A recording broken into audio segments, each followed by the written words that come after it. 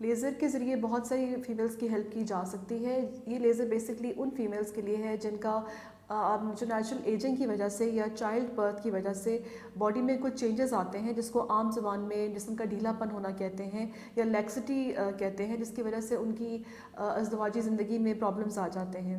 اس کے علاوہ وہ فیمیل جنہیں یورین نکل جانے کا پرابلم ہے، یورینری انکانٹیننس جسے کہا جاتا ہے ہماری زبان میں،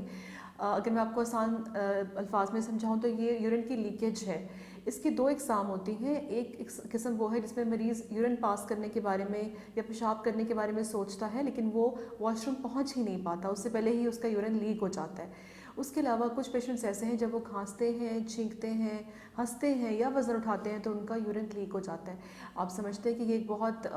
سیریس سوشل ایشو بھی ہے، ان کی سوشل لائف افیکٹ ہوتی ہے، ان کی کوالٹی آف لائف ہی افیکٹ ہو جاتی ہے اور بہت امبیرسنگ پرابلم ہے. اور وہ اس کے ساتھ کافی عرصہ گزار دیتے ہیں بیکاز یا تو وہ یہ سمجھتے ہیں کہ صرف میرے ساتھ یہ پرابلم ہے، یا کچھ فیمیلز کا خیال ہوتا ہے کہ یہ ہر کسی کے ساتھ ہوتا ہے، اس کا کوئی حل ڈھونڈنے کی ضرورت نہیں ہے. اور کچھ لوگوں کو جب سرجری ایڈوائز کی جاتی ہے تو وہ سرجری سے ڈر کے اس کا خیال ہی چھوڑ دیتے ہیں. تو ان کے لیے گڈ نیوز یہ ہے کہ اب وہ لیزر کے ذریعے اس کا علاج کر سکتے ہیں.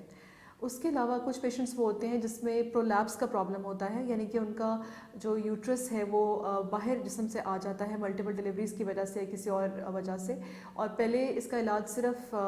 ہوتا تھا سرجری یا کچھ پھر علاج جیسے ٹی بی ٹی ایک ٹیپ ہے یا جیسے